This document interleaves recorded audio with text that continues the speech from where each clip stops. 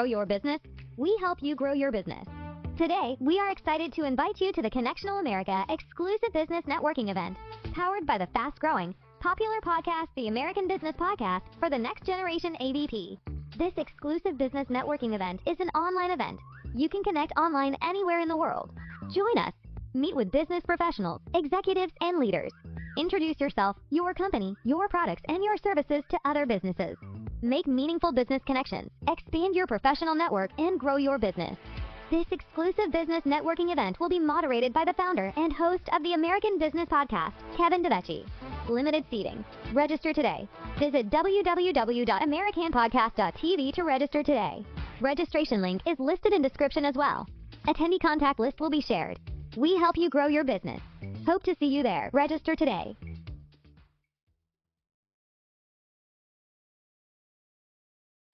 This is the American Business Podcast for the Next Generation, ABP, with Kevin DeVecchi. ABP is a popular business podcast with thousands of subscribers on YouTube. The American Business Podcast community is growing fast. Thank you for your support. Subscribe ABP's YouTube channel today. The American Business Podcast is coming to you from the center of the global business world, New York City, with new educational business content is coming to you every week. Visit the official website for more information and corporate sponsorship opportunities at www.americanpodcast.tv today. Now, the American Business Podcast ABP's new episode is starting. Hello, welcome to the American Business Podcast. I'm Kevin DeVecchi, your host. We have great group of professionals today, and we're going to have a very educational, informative business podcast today in American Business Podcast for the next generation. We have a lot to cover, so I'd like to invite our guest to our virtual stage. Beth, our producer, if you can invite our guest, that'd be great. All right, great. So we have Jamie Austin with us from PSP Turnkey Solutions, and we have Dan Stiglitz with us from SAS Worldwide Company. So together we have a lot to cover, and let's get started. Jamie, Dan, welcome to the podcast. Thanks, Kevin. Nice to be here. Thank you. Appreciate it. How are you guys doing? How was your week so far? Let's banter a little bit. So far, so good. And it's sunny out. Pool is blue. I'm ready to go. Yep, it's Friday, and we're ready for the weekend. Sounds good. Well, if that's okay, let's start with introductions to our audience. Jamie, let's start with you, if that's okay. Would you please introduce yourself and your company to our audience so that they can know about you? Thank you. I'm Jamie Austin, and I am the Director of Business Development for PSP Turnkey Solutions. We are a solutions provider. We have a class of 45 vendors who work with us, and we bring solutions to companies. But I'm here today, I think, more under the guise of Austin Travel, a family business, and where I worked with my father and brothers for 30 years. Appreciate it. Thank you very much. Yes, we have a lot to talk about, especially family business is the main subject matter today. So we are looking forward to hearing your insights. How about you, Dan? Would you please introduce yourself and your company to our audience? Sure. Dan Stiglitz, CS Worldwide. Jamie and I have known each other way too many years. We're going to have some fun today. But CS Worldwide, we are process improvement, data transformation, and automation specialists, helping companies become more efficient and effective. We always say all roads lead back to accounting, so we help you implement accounting software, ERP software, CRM, all the buzzwords. And in order to do this, we take a holistic view. We look at how companies do their processes, everything from sales to shipping or delivery of service and everything in between. All roads lead back to accounting, so we make sure of that. We do that with our partners like Kevin and Kerr Consulting to come in. And back in pandemic years, Jamie and I joined forces to create the PSP Turnkey Solution. First to help my clients, and then we found out that our solution providers wanted to help each other. So we spun off and made Jamie our business development officer. He's doing a fabulous job. Well, thank you very much. And just to stay with that, we're family because I've known him since, as you say, back in high school, so it goes back a long time. And his brother and I were even roommates for many years. Another story for another day. But to talk about CAS and PSP, I like to say that he goes and finds the companies and identifies their problems, and I come in and help them implement their solutions. So it really is very much a family for the two of us. Can you tell us about your work a little bit? How did you decide to choose your current careers? Jamie, maybe we can start with you. Well, actually, I'm glad you asked, how did I choose? So,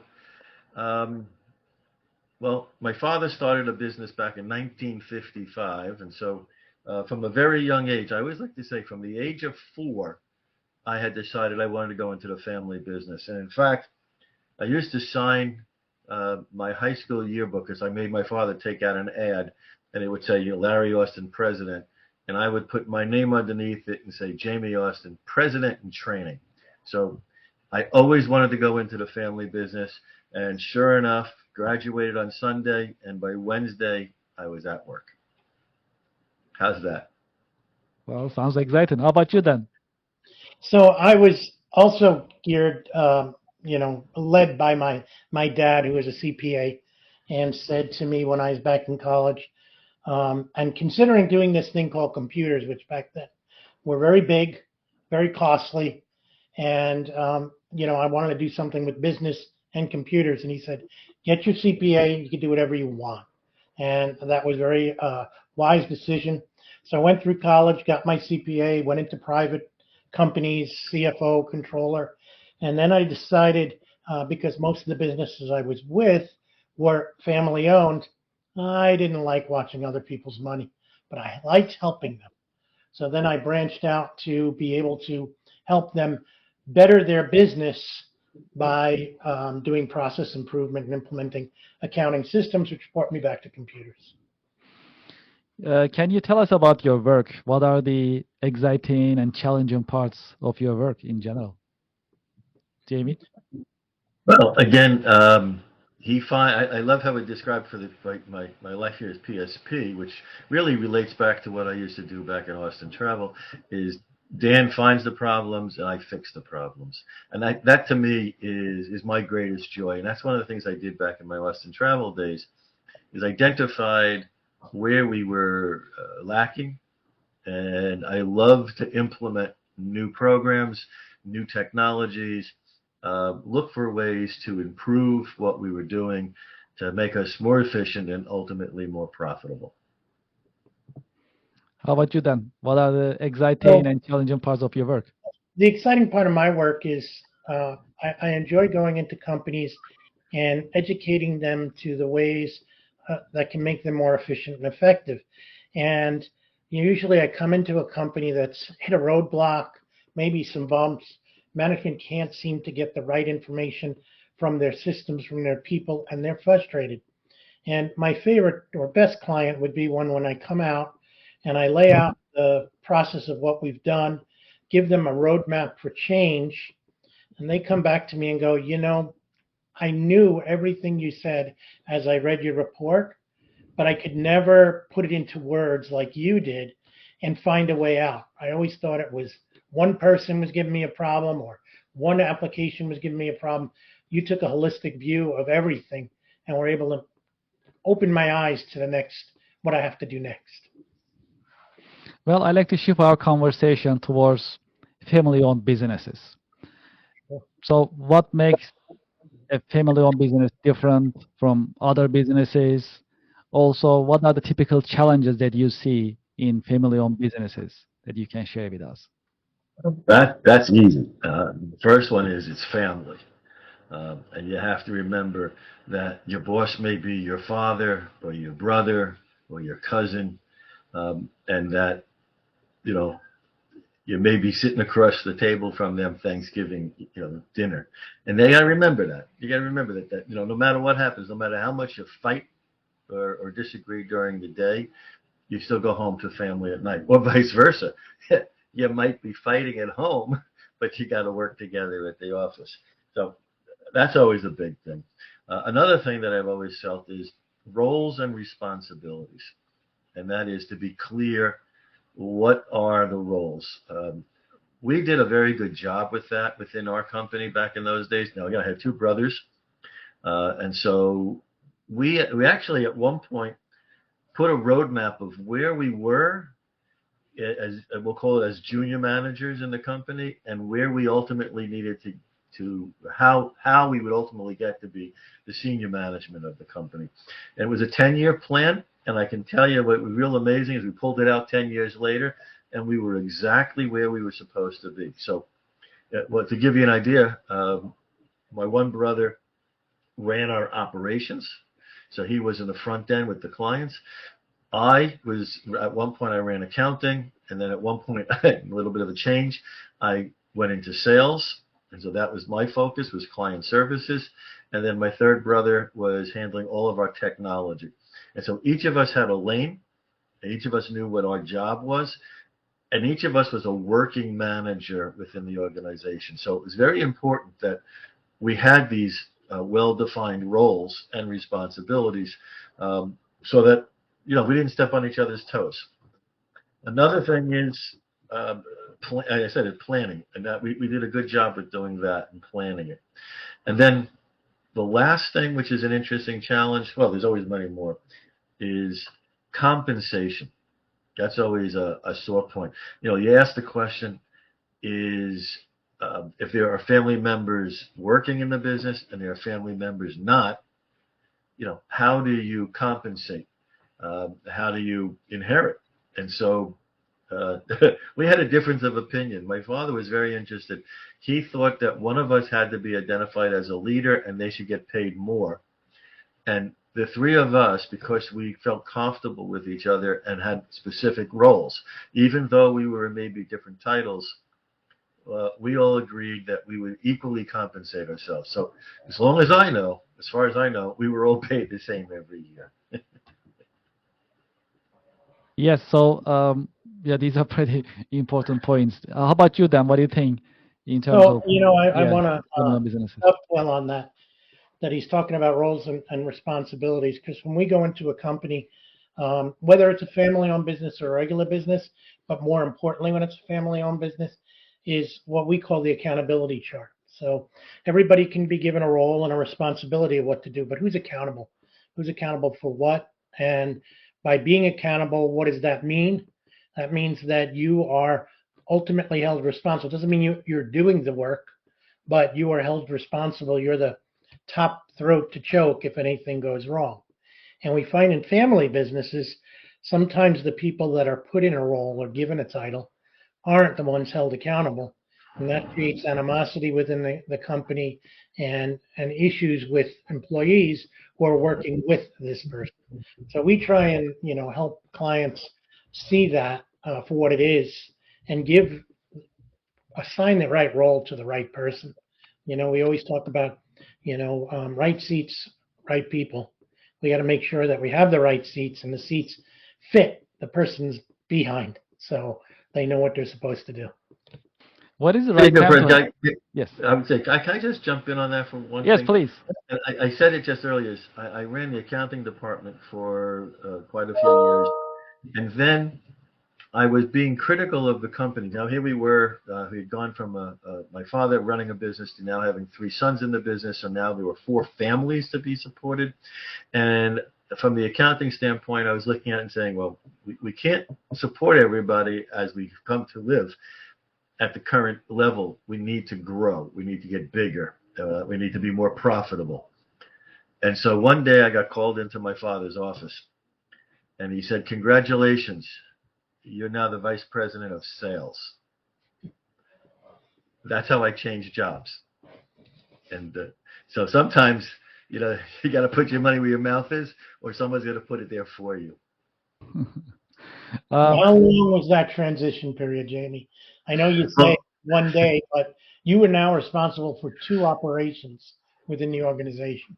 Well, no, I actually, at that point, when I did transition over, my first role was to find my replacement in accounting. So I got somebody for accounting, and then I went out, tell you how long ago that was. I went out and I bought a pager and a cell phone so that I had communication.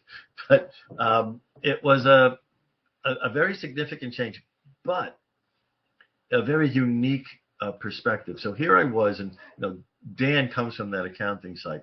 I was the accountant, so I was the cost, the budget controller. I was the cost reducer. I was always looking for how do we reduce our expenses, how do we save money.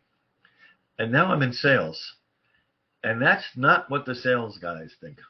So here I was now on the other side of the fence saying, we got to spend money. We got to advertise. We got to promote. You need to buy me things and tools so that I can go out and I can sell this to people.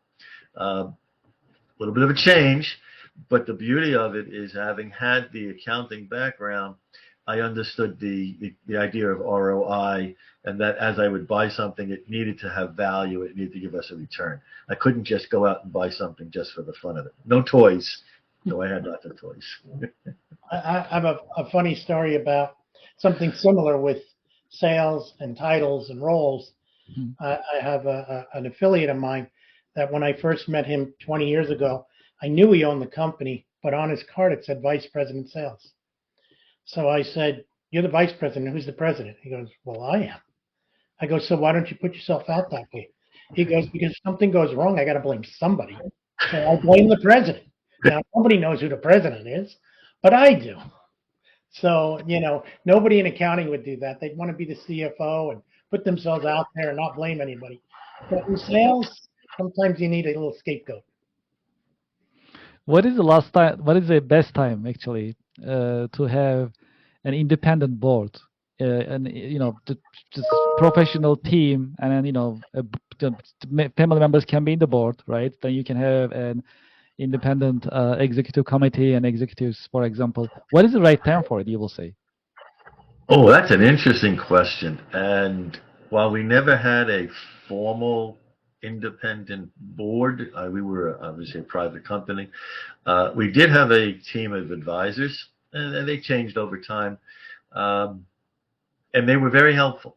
They were very helpful to us for a variety of reasons, because they gave us great insight and a view from outside looking in, and taking looking at what we were doing. And they were able to hold us more accountable than ourselves. And so that was that. So I don't think it's ever a bad time to have at least some sort of advisory board. Somebody, especially in a family business, especially when there's multiple generations or multiple family relatives, to have somebody outside who just kind of keeps you honest and listen to them.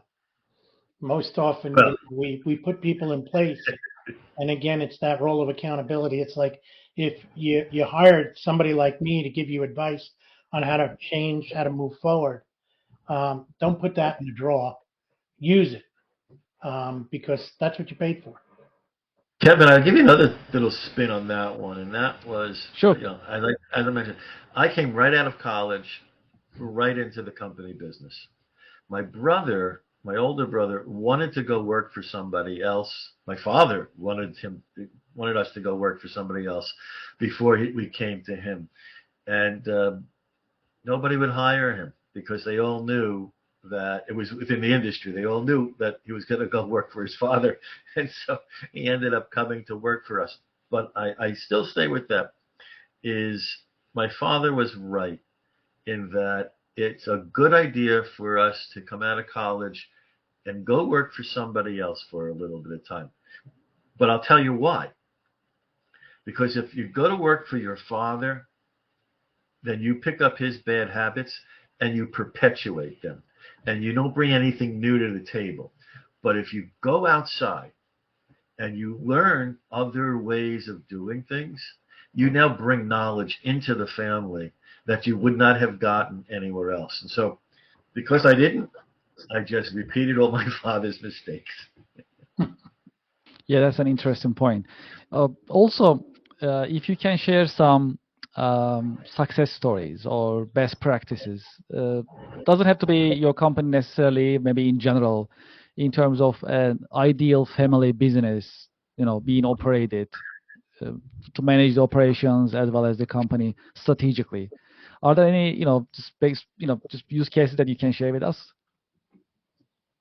Well, I was thinking about that when I was preparing for this, and the greatest success story we had is that it raised four families if you count my father. My mother, my parents were able to raise three children on this business, and that business was able to provide for many years for those three kids and their families, which now grows to 10 grandchildren and growing as my children get old and get married, and I now start to have grandchildren. So the success is that we survived as a family, and we still like each other still. I know you're looking for business stories. We had many of those. We grew the business very nicely over the years, and we were highly regarded within the industry for our integrity, our work ethic, and for the work we did. So again, the idea that we are fondly remembered to this day. I still have people that come up to me and they say, I used to buy my travel from you. I mean, we're talking people 30, 40 or so years ago. Oh, I remember those well. Our company used you. You guys were great. In fact, I even saw one of those like memories on Facebook one day that somebody posted about my father and our family. That's a success story. That's true. Dan, any insights from you? Yeah. So again, when I was working for companies, and I'm not the consultant I am today, I worked for a steel distributor, pretty large, and they brought in family to help them start the business, and then they had the family in the business, and they never changed their attitude, which for them wasn't good. Which is, it was two brothers, but one of the brothers was more patriarchal than the other, and when he wanted to move the business out of New York and take it somewhere else, he forgot to ask people like his brother what he thought. And what happened is, when I went up to the brother, because they moved the offices from New York to Florida, and I actually went with him to Florida. But when I was thinking of going, I asked the brother, who is only a 5% owner, so where are you going to live in Florida? He goes, I'm not. Why would you think I would go with my brother? This is business. It's not personal. He decided to do this, and that's his prerogative.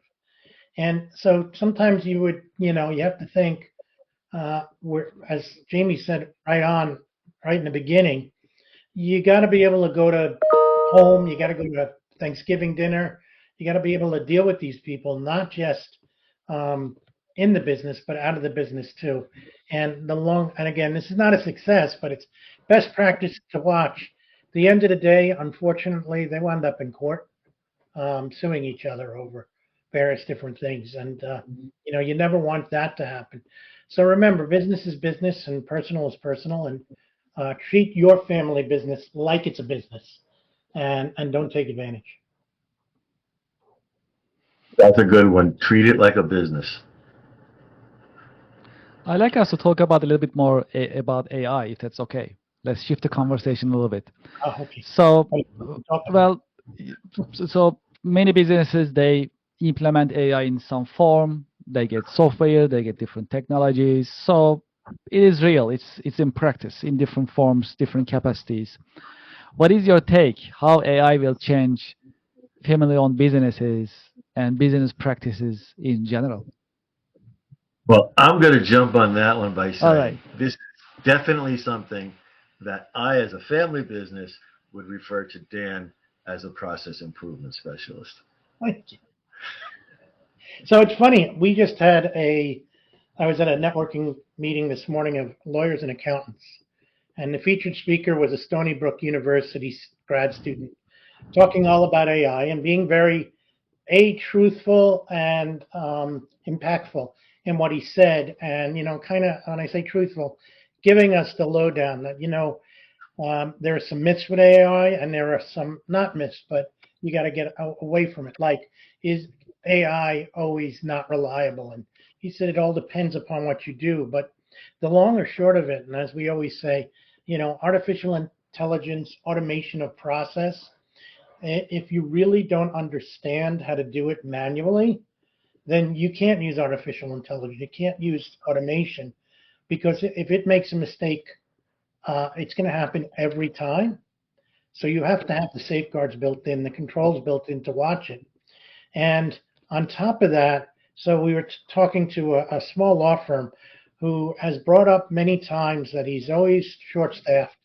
He's always bogged down by the fact that he does a lot of menial task work and can't manage the business properly. And so this time he got up and he goes, I want to tell you, I've been using AI for some tasks and it freed up a lot of time. And I countered him and said, so does that mean now you're going to forego the bringing in of a staff member because you think you have this handled? And he goes, I didn't think about it that way, but I'm getting a lot more comfortable with what I can do, but I still don't know how to delegate. And AI has taught me not to delegate, which is bad. It's bad for me. It's bad for my professional company, as I should be delegating and aspiring to run it as a business owner and not as one of the lawyers that are here. So we have to look at the good and bad in anything we bring in. And AI is definitely good when it's used properly, and definitely bad, not for the fact that it's going to take over, but I think you said it. You continue to have those bad habits. One of the things that the grad student said was, you need to learn how to train your AI, right? Just like you would train a staff member. And so people don't realize that, and they think they're going to bring in an AI tool, and they think it knows better than them because it was built to do this task. So they're going to let it run, and it's going to learn bad habits, and it's going to do the wrong things for you, and you're not even going to know. That is, as a family businesses are going to lag behind in implementing AI. And let me see if I can elaborate on that a little bit.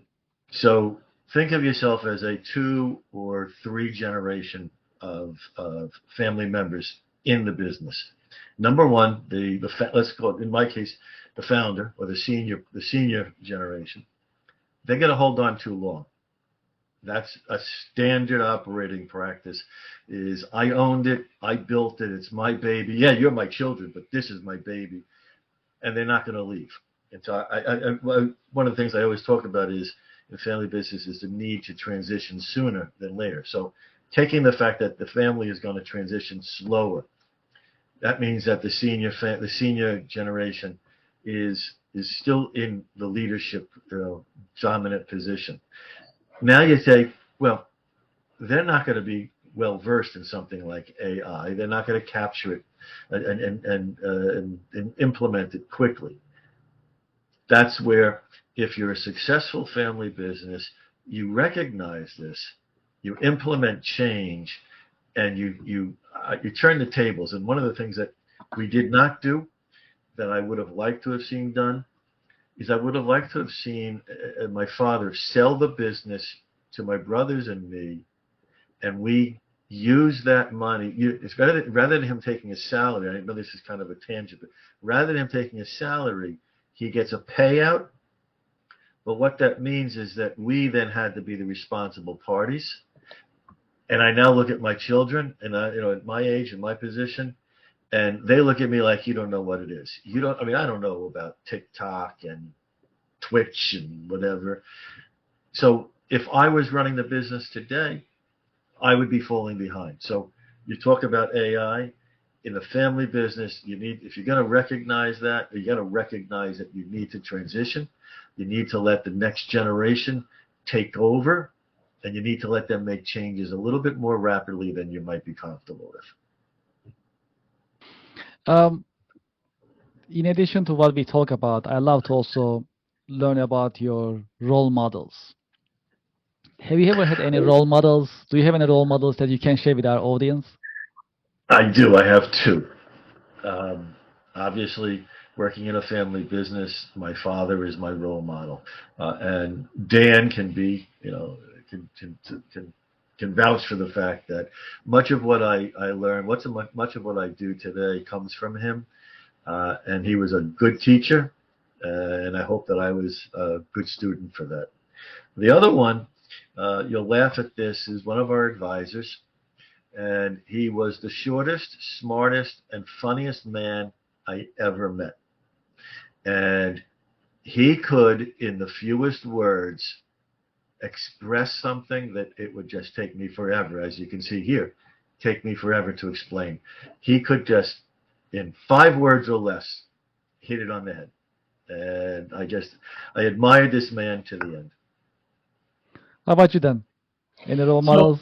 yeah, my role model came from the networking community. Somebody I networked with for quite a I few thought it years. was going to be me. Well, then we networked together. Yeah, but you aren't my role model. Sorry. So when I was working for a company and I was frustrated with what was occurring at the company, and again, they were family-owned businesses, so I'm like, I just can't, as being not part of the family, I can't see myself helping them anymore because they don't listen, because they're more concerned about the family, building a family up. And he took me to lunch one day and he said, "What do you want to do?" And I go, well, I don't know. I get another job. He goes, "Why would you want to do that? You just told me you want to go out and run your own business. So go and do it." And he pushed me hard and he stayed with me for 5 years as an advisor. And that's how I was able to build CS Worldwide. So that really worked well. How about some lessons learned? So both of you have decades of business experience. So during this career journey, what type of lessons that you learned that help you change your or shift your professional career? Okay, so first lesson learned comes from my mother. And she would say to my brothers and myself when we started working for the business, first in, last out. And we practiced what we preached. We would be in early. We were, we weren't just managers. We were workers in the business. My second lesson, kind of an interesting little twist, is I got fired by my father one day. And he called me into his office, and we were fighting about him. Again, this was generational. We were trying to push for some new things. He was being resistant. I was probably pushing a little too hard. And he called me into his office, and he said, "This isn't working." And this is, mind you, we've been working together for like 20 years at this point. So it's not like yesterday. It's not like it just started. And he said, "This isn't working. I think you have to leave." That I would break down and say, no, and I got up and I walked down. I said, okay. And my brothers were just beside themselves. They were like, "You got to go and you got to apologize. You got to say you're sorry." And I said, "I did nothing wrong. I'm not apologizing." Well, my father called me Friday. This was on a Friday. He called me on Friday night and said, maybe we should talk. And he said, "Come in on Monday." Now, that in itself is a lesson. He was going to bring me back, but he wasn't going to bring me back tomorrow. He's going to make me suffer through the weekend. But when I walked into the office on Monday and we sat down and we had a conversation, we were man to man, and we were honest with each other, and our relationship changed at that moment. And I like to say we became peers. At that point in the office, I stood up for myself. He respected that. And I was no longer just his son, but I had earned the position of being his peer. And our life was wonderful ever after that. And I did not get fired ever again from him. How about you then? Any So, lessons learned in your career? yeah, so one of the lessons I learned that I try and impart on my clients is I take them through the journey of improving their processes. When I speak to the people who are not on the top of the management chain, but more the worker bees, a lot of times I'll ask them things like, so, do you feel like you're overworked? Do you feel like you have enough help, enough resources? And many times, as you can imagine, the answer is, yeah, I'm overworked. I don't know what to do. I got to get it done. Who else is going to help me? And I said, well, you have a manager, and their role is to help you. So, but they're not going to come to you and say, oh, I see you're overworked. I see you're stressed. Let's see what we could do. A great manager will. Most managers will let you sweat. And, I call it being part of the problem as opposed to part of the solution. So I try and impart my wisdom by telling them, you have to cry uncle. You have to tell them, what do you want me to do first? What's more important? How should I do this? Instead of you taking the burden on by yourself. And that goes all the way up to the top. Multitasking is a great thing, but understanding what you're, again, being held accountable for, when you can do it and how you would do it is very important. And again, being part of that solution is going to help you grow. One of our missions in our podcast is to share educational content, informative content with our audience. We have a lot of young professionals listening to us, watch our podcast pretty much every week. So in this context, what is your take about internship programs for next generation professionals and workforce to prepare themselves for their career path? Jamie? Well, again, as I said earlier, work somewhere else, especially again in a family business. Get experience outside of your normal world. Learn. It's all about learning, and so learn from the best and learn from others, so that you can better yourself and you can better your organization. As far as internships and things, I did that through my college years. I did work at a couple of other companies and had some experience. The interesting thing there is it's a world of different when you work for somebody or when you work in your own business. And so get the experience, learn about, work somewhere else, understand what it's like to be the employee before you become the employer.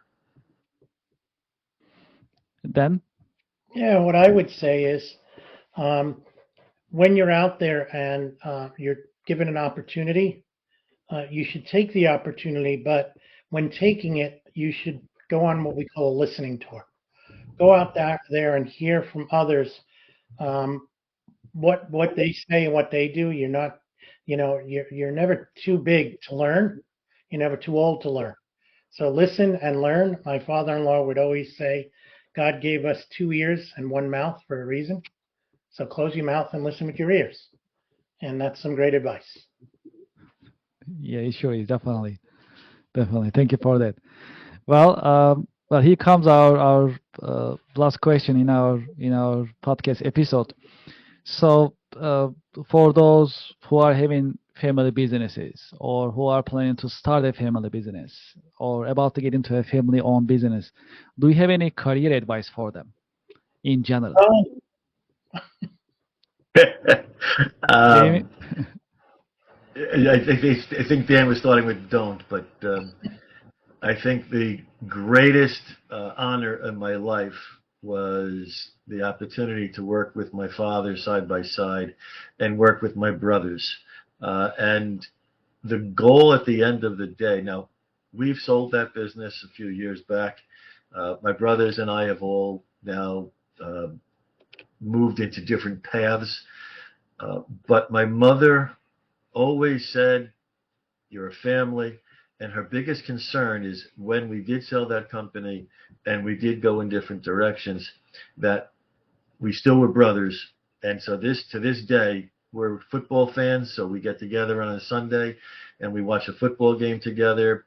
We're at Thanksgiving. We're at holidays. So it's the greatest joy to my mother to see that my brothers and I continue that relationship, even though we're not. Because we used to see each other every single day. And then we see each other at night for good dinner, so it's crazy. But her greatest joy is seeing that we're still doing that. Amazing. How about you, Dan?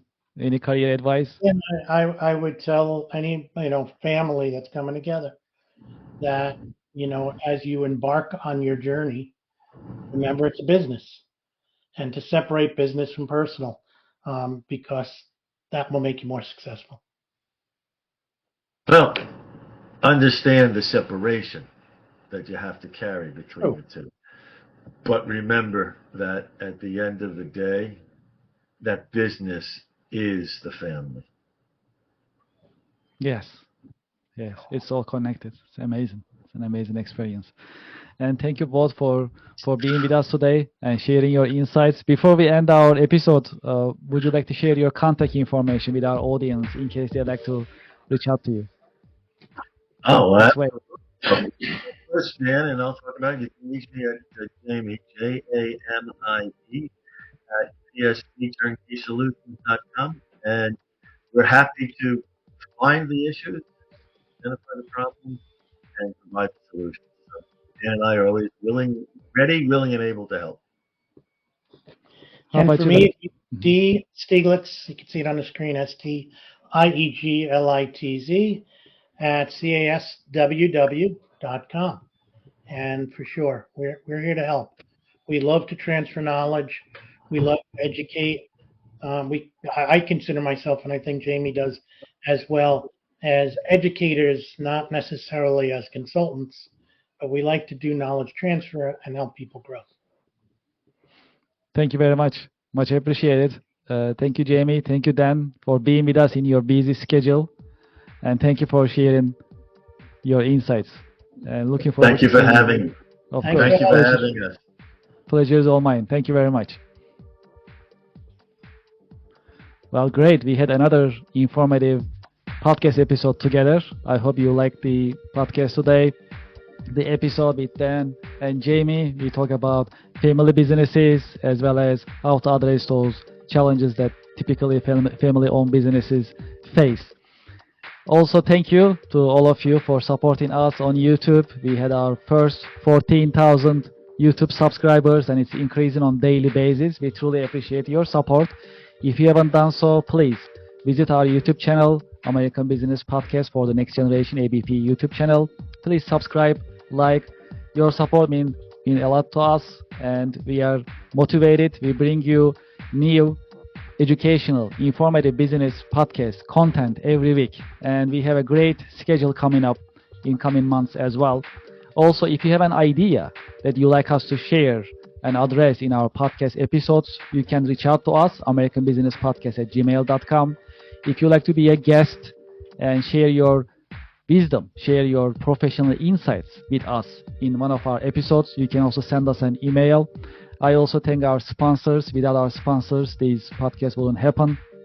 So we truly appreciate our sponsors as well. If you'd like to be a sponsor, if you're interested, you can also send us an email, americanbusinesspodcast@gmail.com. If you visit our website, americanpodcast.tv, you can also see our coming episodes. We have a schedule that we publish every week for the coming episodes. And you can also see our YouTube channel, the link to our YouTube channel, Spotify, Amazon Music as well. Thank you so much for your time. Thank you for your support. Looking forward to seeing you, having you at our coming podcast episodes. Have a great day. Do you want to grow your business? We help you grow your business. Today, we are excited to invite you to the Connectional America exclusive business networking event, powered by the fast-growing, popular podcast, The American Business Podcast for the Next Generation ABP. This exclusive business networking event is an online event. You can connect online anywhere in the world. Join us. Meet with business professionals, executives, and leaders. Introduce yourself, your company, your products, and your services to other businesses. Make meaningful business connections, expand your professional network, and grow your business. This exclusive business networking event will be moderated by the founder and host of the American Business Podcast, Kevin DeVecchi. Limited seating. Register today. Visit www.americanpodcast.tv to register today. Registration link is listed in description as well. Attendee contact list will be shared. We help you grow your business. Hope to see you there. Register today.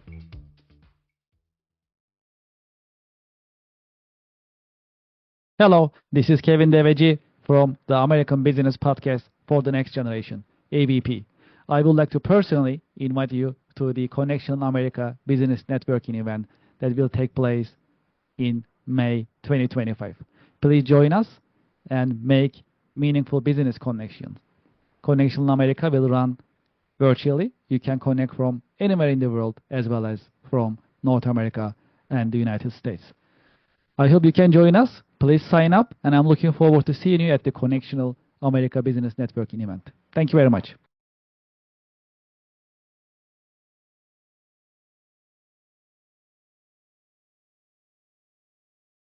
Support for the American Business Podcast for the Next Generation ABP comes from the Marvelous CRM software. The Marvelous CRM software is an AI-powered marketing and business development software. It is for small and mid-sized companies. You can manage your prospects, customers, contacts. You can manage your sales pipelines to increase revenue. You can send unlimited emails. You can also manage and schedule your social media accounts. Moreover, the Marvelous CRM software helps you design your company websites, online stores, and event registration websites on the same platform.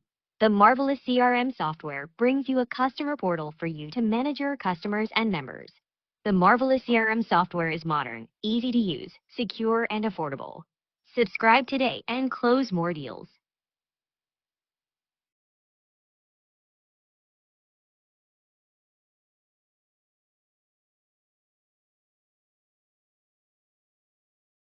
This is the American Business Podcast for the Next Generation, ABP, with Kevin DeVecchi. ABP is a popular business podcast with thousands of subscribers on YouTube. The American Business Podcast community is growing fast. Thank you for your support. Subscribe ABP's YouTube channel today. The American Business Podcast is coming to you from the center of the global business world, New York City. With new educational business content is coming to you every week. Visit the official website for more information and corporate sponsorship opportunities at www.americanpodcast.tv today. To be a guest at the American Business Podcast, email us at americanbusinesspodcast@gmail.com.